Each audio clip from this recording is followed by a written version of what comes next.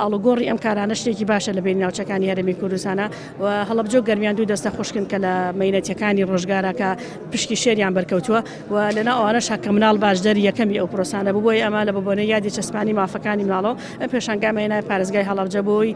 هەم پارێزگای هەڵەبجەش ئەم پێشانگای ببینێ هەم ئێمەش لە معاناتەکانی گەرمیان تێبگەین ئێمە داواکارین کە حکوومەتی هەرێمی کوردستان و لە جیهانە بە تایبەتی ئیش لەسەر ئەوە بکرێت کە مناڵان پارێزراو بن بەڵاستی مناڵان باشدەر نەبن لە شەڕەکانە مناڵان بۆ مەرامی سیاسی و مەرامی دینی و هیچ مەرامێکی تر بەکارنێنێ مناڵ کائینێکی پاکە لە مجتەمەع پێویستە بە ئەو ڕێژکەی ژیانی خۆی کە خوای گەورە بۆی داناوە مرۆڤێکی بەریئە لە ژیانە تاکو بەگاتە تەمەنی 18 ساڵی ئەو مناڵ حسێبە بە پێی یاساکان بۆیە ئەو پێویستە ممارەسەی ژیانی تایبەتی خۆی بکە. بێگومان پەیامێکم هەیە لەوەی کە ئەمەوێ یادەوەری هاوبەشمان هەبێ لە نێوان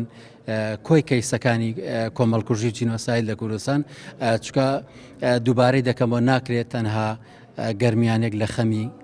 ئەنفالدابێ و ناکرێت تەنها هەڵەبجەیەک خەم لە مەینەت و ئازارەکانی کیمیابارانی هەڵەبجەدابێ ئێمە ئەکرێت لە ڕێگەی و کار و چالاکیەکانەوە و پەیامی هاوبەشمان هەبێ بۆی هەریز نەبێ ئاگداری ئازار و مەینێتەکانی وڵاتی خۆمان بین. ئەم پێشانگەم ڕاستەخۆ پێشکەش کردووە بە ڕۆحی مناڵەوونبەکانی هەڵەبجە کە ئەزانم خانەوادە و